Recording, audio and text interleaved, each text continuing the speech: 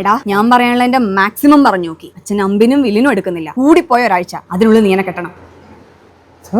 എടാ ഒരാഴ്ചക്കുള്ളിൽ നീ എന്നെ കെട്ടിയില്ലെങ്കിൽ ആ പട്ടാളക്കാരനെ കൊണ്ട് എന്നെ കെട്ടിക്കുന്നു.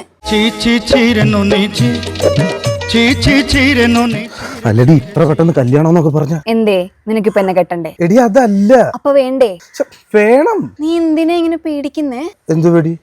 ആർക്ക് പേടി? നമുക്ക് ഒളിച്ചോടാ. കൈയും കാലൊക്കെ തളരാം. എന്റെ ഒരു 5000 രൂപ ഉണ്ടാവും. നിന്റെ എന്തെങ്കിലും ഉണ്ടാവും? എന്താടി നീ അങ്ങനെ ചോദിച്ചു? എന്റെ എന്തെങ്കിലും ഉണ്ടാവും എനിക്ക് തോന്നുന്നുണ്ടോ? ഒരു 10,000 രൂപ വേണമെന്നുണ്ടെങ്കിൽ ഞാൻ ട്രോൾ ചെയ്യും.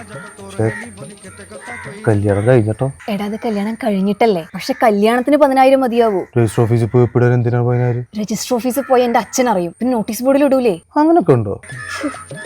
ഇതിനെ കുറിച്ച് അറിയുന്ന ആരോടെങ്കിലും ഒന്ന് വിളിച്ചു ചോദിക്കടാ. അർജന്റ് ആയിട്ട് ഒരു കല്യാണം കഴിക്കണം. എടാ നീ സീരിയസ് ആയിട്ടാണോ? രജിസ്റ്റർ ഓഫീസ് ഒഴിച്ച് എന്തേലും ഒരു മാർഗം പറ. കിഴക്കമ്പലത്തുള്ള വഴിക്കമ്പലം എന്ന് പറഞ്ഞൊരു അമ്പലമുണ്ട്. അവിടെ പോയി തിരുമേനിയെ കണ്ടിട്ട് ഒരു 8,000 രൂപ ദക്ഷിണ കൊടുക്കുക. പിന്നെ മാലയും പൊക്കെയൊക്കെ കൂടെ ഒരു 5,000, ക്യാമറമാൻ ഒരു 2. പിന്നെ താലി നിന്റെ ഉണ്ടാവുമല്ലോ. താലിക്ക് എത്ര രൂപയോ? അതൊരു 10-15 രൂപ ആവുള്ളൂ. എന്തായി? ചീ